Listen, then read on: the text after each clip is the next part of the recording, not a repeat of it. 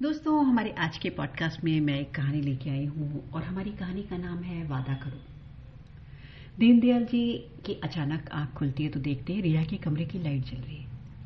वो रिया के कमरे में झांकते हैं तो देखते हैं रिया किसी लड़के से बात कर रही है। दीनदयाल जी, बेटा इतनी रात गए, किससे बात कर रही हो? वो पापा, ये मेरा फ्रेंड मेरा फ्रेंड आनंद और मेरा बॉयफ्रेंड भी है। दीनदयाल जी देखते हैं कि मोबाइल के उस तरफ एक लड़का। दीनदयाल जी, अच्छा तो ये तुम्हारा बॉयफ्रेंड भी है, तुमने मुझे पहले क्यों नहीं बताया, इससे मिलवाया क्यों नहीं? वो पापा, मैं आपको सरप्राइज़ देना चाह रही थी। मैं चाह रही थी कि आनंद को जॉब मिल जाए, फिर मैं आपसे इसे मिलवाऊं और आपको इससे मिलवाऊं, लेकिन अभी तो जॉब मिला नहीं है। दीनदयाल जी स्क्रीन की तरफ देखकर, हेलो आनंद, कल बेटा घर आ सकते हो तो घर आ जाओ, मुझे तुमसे कुछ बात करनी है। आनंद, ओके सर, तुम्हारे पास एड्रेस तो होगा ही? हाँ सर, मेरे पास एड्रेस है। ओके, ठीक है, कल मिलते हैं। रिया, सो जाओ बेटा, कल बात करते हैं। अगली सुबह दीनदयाल जी रिया और आनंद दोनों को बैठाकर कहते हैं, देखो रिया, तुमने तो अपने लिए लड़का पसंद कर लिया। वैसे तो मैंने तुम्हें पढ़ाई लिखाई के लिए भेजा था, लेकिन तुमने अपने लिए जीवन साथी चुन लिया, बहुत अच्छी बात है। मुझे चुनना था, मुझे दौड़ भाग करनी पड़ती, चलो अच्छा है, अब वो नहीं करनी पड़ेगी। और आनंद, तुम अपने बारे में कुछ बताओ। सर, मैं और रिया पढ़ाई करते करते कब एक दोस्त से बहुत अच्छे ऐसे एक दूसरे को पसंद करने लगे, और फिर एक दिन रिया ने ही प्रपोज किया और मैं मना नहीं कर पाया, क्योंकि रिया आपकी बेटी सच में बहुत अच्छी है। मेरा वैसे भी कोई है नहीं, मैं अनाथ हूँ, और आप मेरे बारे में अगर कुछ भी जानकारी लेना चाहते हैं तो इस नंबर पर आप कॉल करके या जा करके जो भी इन्फॉर्मेशन लेना चाहते हैं आप ले सकते हैं, और मैं आपकी बेटी को हमेशा खुश रखूँगा। मैं उसे बहुत पसंद करता हूँ। मैं आने ही वाला था, लेकिन मैं सोच रहा था कि पहले मुझे जॉब मिल जाए। वेल डन, बहुत अच्छी बात है। और इतना कहकर आनंद सोफे से उठता है और दीनदयाल जी के पैर छूता है। वो कहते हैं, खुश रहो, संस्कार तो तुम्हें अच्छे ही मिले हैं, अब अनाथ हो फिर भी तुम कितने समझदार लग रहे हो। मेरा मकसद तो सिर्फ इतना है कि मेरी बेटी खुश रहे और मेरे बेटी दामाद दोनों खुश रहें। और फिर एक पेपर निकालते हैं जिसमें कुछ लिखा हुआ है, तुम दोनों ये ध्यान से पढ़ लो। रिया और आनंद दोनों पढ़ने लगते हैं। पापा, ये क्या, आपने तो इसमें लिखा कि 6 महीने तक हम लोग एक दूसरे से मिल नहीं सकते, एक ही शहर में रहने के बावजूद हम एक दूसरे से मिल नहीं सकते, ऐसा क्यों, इतनी सख्ती क्यों? बेटा, वो इसलिए क्योंकि मैं चाहता हूँ कि तुम अपने पैरों पर खड़ी हो जाओ, और आनंद भी जब नौकरी करने लगेगा तो मैं तुम दोनों का विवाह रचा दूंगा। मैं कोई वो बॉलीवुड वाला वो बाप नहीं हूँ जो कहता है कि हाँ शादी करा दूंगा और फिर बेटी की शादी कहीं और करा दें। दोनों के दोनों हंसते लगते हैं, नहीं पापा, मुझे पता है आप ऐसे नहीं हो, बस फिर भरोसा रखो, दोनों लोग लग जाओ, जल्दी से जल्दी नौकरी ढूंढो, और जब तुम्हें नौकरी मिल जाएगी मैं तुम दोनों का विवाह रचा दूंगा। इस पे साइन कर दो। रिया साइन करती है, आनंद भी उस पेपर पे सिग्नेचर करता है और कहता है कि मैं आपसे वादा करता हूँ कि आपकी बेटी को खुश भी रखूंगा और उससे विवाह भी करूंगा और जल्द से जल्द नौकरी ढूंढ लूंगा। आपकी तसल्ली के लिए मैं साइन कर रहा हूँ, क्योंकि ये सारे वादे मैंने अपने आप से किए हैं और रिया से करे हैं, तो मैं पूरे जरूर करूंगा। दीनदयाल जी कहते हैं, वेल डन बॉय, मुझे तुमसे यही उम्मीद है। रिया, तुम क्या कहती हो? हाँ पापा, अब आप जो कहोगे मैं वो मानूंगी, आपकी इकलौती संतान हूँ, आपकी बात नहीं मानूंगी तो किसकी मानूंगी? और वैसे भी मैंने एक गलत काम किया ना, आपको बताए बिना अपने लिए जीवन साथी चुन लिया। दीनदयाल जी, नहीं नहीं नहीं, तुमने कोई गलत काम नहीं किया, और मुझे मालूम है कि तुमने कुछ ऐसा नहीं किया होगा जिससे तुम्हें शर्मिंदा होना पड़े और मुझे शर्मिंदा होना पड़े। नहीं पापा, ऐसा कुछ भी नहीं। तो फिर ठीक है, 6 महीने तुम दोनों के पास टाइम है, लग जाओ, खूब मेहनत करो। और उसके बाद रिया और आनंद दोनों के दोनों पढ़ाई के बाद अपने लिए नौकरी ढूंढने में लग जाते हैं। बहुत सारे इंटरव्यूज देते हैं और काफ़ी मेहनत मशक्क़त के बाद दोनों को जॉब मिल जाता है, पर जॉब दोनों को पूना में मिलता है।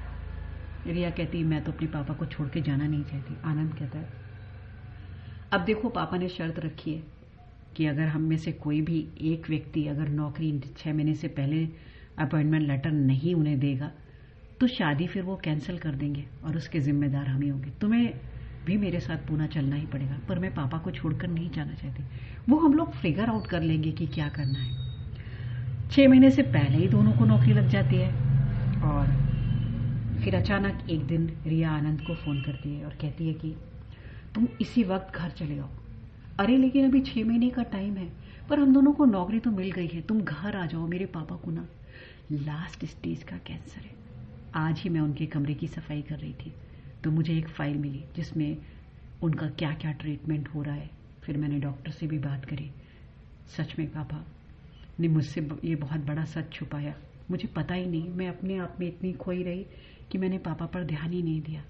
अपने आप को कोस रही है रिया। आनंद कहता है शांत हो जाओ, कोई बात नहीं, मैं घर आ जाता हूँ, पर कहीं तुम्हारे पापा ना गुस्सा हो। नहीं नहीं, गुस्सा नहीं होंगे, जॉब तो तुम्हें भी लग गई है, तुम्हारी भी लग गई है और मेरी भी लग गई है। आ जाओ ताकि हम लोग पापा से बात कर सकें। रिया बहुत रो रही है। आनंद उससे कहता है चुप हो जाओ, मैं शीघ्र ही घर आ रहा हूँ, परेशान मत हो। आनंद घर आता है। दीनदयाल अरे अचानक, अभी तो 6 महीने बाकी है। सर मैंने अपने लिए जॉब तलाश लिया है, ये मेरा अपॉइंटमेंट लेटर है, मैंने आपको मेल भी कर दिया है और रिया का भी आपको मेल आ गया होगा, उसने भी जॉब ढूंढ लिया है, पर हम दोनों को जॉब पूना में मिला है।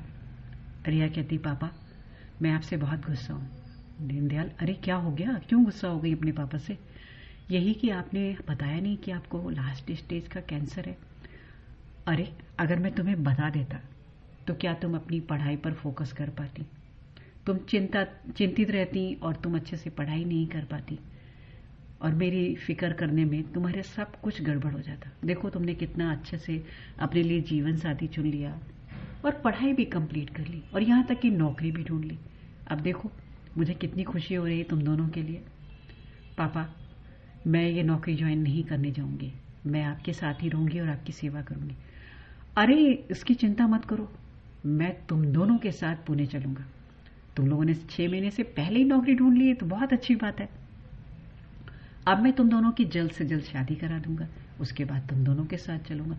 हाँ ये जरूर है कि मैं तुम लोगों को भी हनीमून पर नहीं जाने दूंगा, क्योंकि मेरे पास वक्त बहुत कम है। अब कितने दिन, कितने हफ्ते, कितने महीने, ये मैं भी नहीं जानता। तो तुम लोगों से खूब सेवा कराऊंगा, तुम्हारे साथ खूब अच्छा अच्छा टाइम स्पेंड करूंगा, हम लोग मिलके घूमेंगे फिरेंगे और बहुत अच्छी अच्छी यादों का संग्रह करेंगे, एक दूसरे के साथ समय बिताएंगे।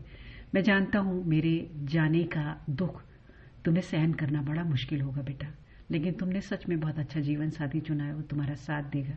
क्यों आनंद, है ना बेटा? हाँ सर जी। देखो अब सर नहीं कहना है, तुम्हें भी पापा कहना है। मैं तुम्हारा भी पापा हूं और इसका भी। जल्द से जल्द अपने अपने दोस्तों को इनवाइट करो, फॉर्मल और इनफॉर्मल जो भी तुम्हारे दोस्त हों। एक छोटा सा गेट टुगेदर रखेंगे और अच्छे से मंदिर में शादी, पूरी विधि विधान के साथ विवाह कराएंगे, घर में पूजा और हवन कराएंगे और उसके बाद फिर जहां तुम्हारी पूना में जॉब मिला है मैं भी तुम्हारे साथ चलूंगा। रिया बेटा और आनंद, मैंने अपनी बेटी रिया के लिए जो ये घर है उसके नाम कर दिया है, मेरे बाद उसी का रहेगा।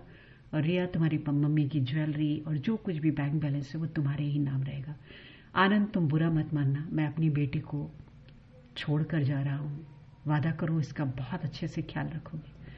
वादा करो कि अब जो ये वादा तुम मुझसे कर रहे हो छोड़ोगे नहीं। और रिया वादा करो कि तुम मेरे जाने के बाद रोगी नहीं, अपना ख्याल रखोगी। रिया हाँ पापा। रिया सुबह सुबह कर रोने लगती है। रोने की कोई जरूरत नहीं है, एक ना एक दिन तो बेटा सबको जाना ही होता है। आओ मेरे गले लग जाओ। मैं चाहता हूं मेरी बेटी कमजोर ना पड़े, इसीलिए मैंने तुम्हें कहा कि तुम नौकरी करो। और आनंद तुम दोनों मिलकर जब अच्छे से कमाओगे तो अपना घर चला लोगे और बाकी सब कुछ तो है ही, किसी चीज की कमी नहीं रहेगी। इतना कहकर आ जाओ, दोनों गले लग जाओ। इतना कहकर दोनों को गले लगाते हैं और दोनों को आशीर्वाद देते हैं। तो दोस्तों आपको ये कहानी कैसी लगी? मैं उपासना मिश्रा, कुछ सोचे और बोले से